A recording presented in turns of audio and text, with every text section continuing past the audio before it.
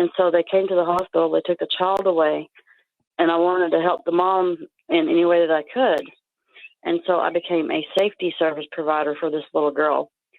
Well, this little girl ended up in the beginning, it started out 1 to 2 days. She would stay overnight with me, and one to two turned into 2 or 3. And eventually she was living with my husband and I for like 5 days out of the week, because the father was always bringing her over and asking me, did I want to take baby early? And I would say, yes, of course I want her.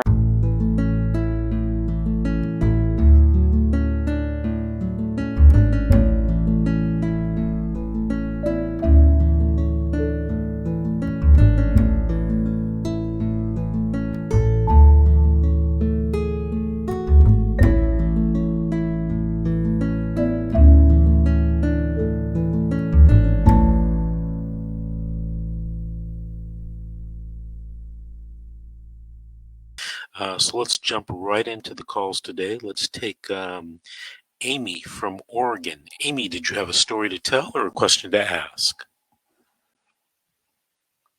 Thank you, first of all, for hearing me out. I have a question, actually, I guess, more than I would tell the story, because the story's really long. But, okay, there's a little girl that I raised. Okay, I met her birth mother at the apartment building I lived in at the time, which I'm still in the same apartment complex. But when she was born, I watched this little girl come into the world, and the father was given full custody, and the mother has disabilities, mental disabilities or whatever. Mm-hmm. And so they came to the hospital. They took the child away, and I wanted to help the mom in any way that I could. And so I became a safety service provider for this little girl. Well, this little girl ended up in the beginning, it started out 1 to 2 days. She would stay overnight with me, and one to two turned into 2 or 3. And eventually she was living with my husband and I for like 5 days out of the week, because the father was always bringing her over and asking me, did I want to take baby early? And I would say, yes, of course I want her. And anyway, her life is very well documented with videos and pictures and stuff like that. And since I'm not the biological mother to this child, and since she was removed, and the reason that she was removed is because she has 2 older half siblings, and the oldest one, the eldest daughter, made an accusation against her father and her mom's boyfriend. She said that he sexually assaulted her and possibly her middle sister, but not the little girl that I was raising. Well, anyway, they never went to CPS showed up at the father's house first, but the girls weren't there. Mm-hmm. Anyway, so they go over to the mother's house, the little girl raised her half sister's mother's house. And anyway, she has a son and also has a little boy. Well, they told her, she was distraught, and they told her, if you don't shut up and stop crying, we're going to take your son too. But they let her keep her son. And none of this stuff has been proven in court that this happened. And so it's like they're going after the birth mother over her disabilities.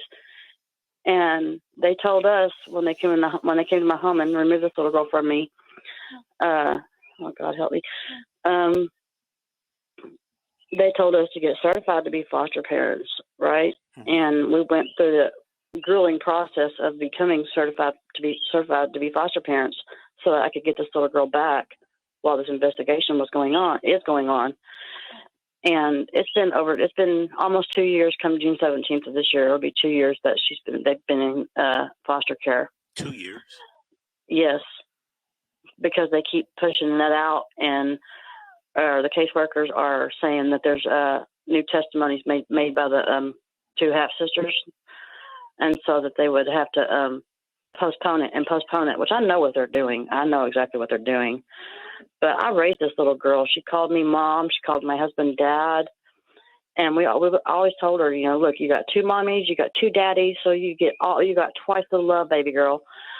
And, they never gave the birth mom a chance to even mess up with either one of her children. She has another one that's in foster care too. They removed. And so as someone who's a non-relative, but yet I raised that little girl. Mm-hmm. Okay, yeah, I Okay, yeah. At first, I didn't know what to do. I'm just doing whatever they tell me to do, right?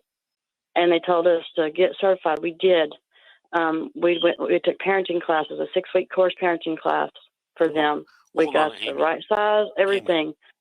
Amy, hold on for a second. Okay. You're in the state of Oregon, right? Yes, sir. Okay, so have you talked to a lawyer in your state about helping you? I have tried to find a lawyer, and I can't find one in this town.